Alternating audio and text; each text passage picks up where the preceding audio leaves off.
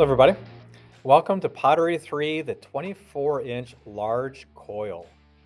In this one, you are going to do a project that I learned about a long time ago when I was student teaching up in kind of northern Wisconsin, um, in a little town called Boyceville.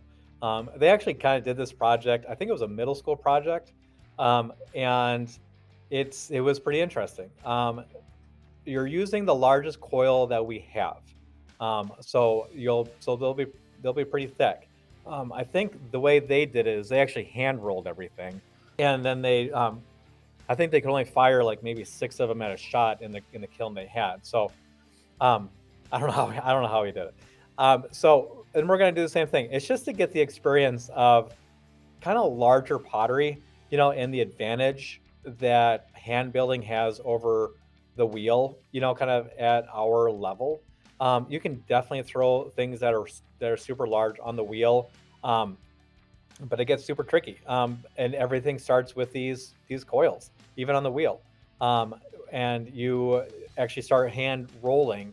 I think I show you a video in one of them, in one of the projects that we do, about how they hand roll these coils, put them on the top of a thrown piece, and you just kind of keep building it up in sections, kind of thing. So it just gets really interesting. And then they actually use a forklift, to lift up these pottery pieces and drive it into a kiln, that they had to hand make the kiln, so you could create these super large pieces, kind of thing. So the more you learn about something, the more you realize you don't know because there's such a huge world out there. With this one, you're just going to do 24 inches, which is big for us, but it's not massively huge, kind of thing. And if you're short an inch, that's not that big a deal. But go just like you remember from pottery one and pottery two, clay shrinks. So build it up to about 26 inches. So when it shrinks down, it'll be 24 as opposed to going to 24 and then it goes down to like 22. Okay. Um, the assignment says you'll incorporate learning about, I'm sorry, you will continue learning about coil pottery. This time, set the extruder to the thickest coil to create a 24-inch coil vase, incorporating four different types of coils. Your choice of clay color, you do choose your clay color. You just have to all agree if there's more than one Pottery 3 student. Okay, so whether it's red or if it's white clay. Um, Five things you learn from the video and the project and calendar sheet. So you'll have to watch this video, sketch out two different ideas. Um, and then the grading part down here is something I covered in a little bit. Now I do go over that if you don't want to do the incorporation thing, because it's like I've already done that before, with my first and second project, and you really want to know what it's like to smooth out the outside, of your piece as well.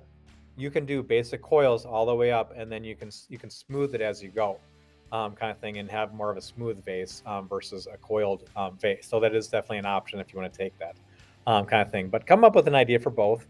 You do have flexibility on your design. Do you want to stay, traditional? Do you want to try to create something a little bit more unique? That's completely up to you in terms of how you do it. Just sketch out two ideas and talk to me about it. The grading, write that reaction, your sketches, that's 5 points.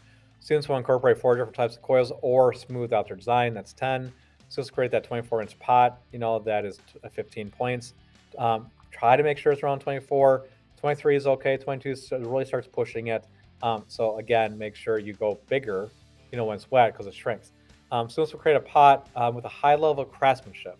So that's where you're at. You've had this for a full year already.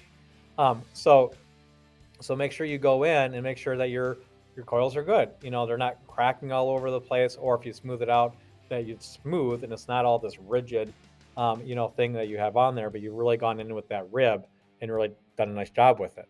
Okay. Other than that, it's kind of about it. So kind of watch that video.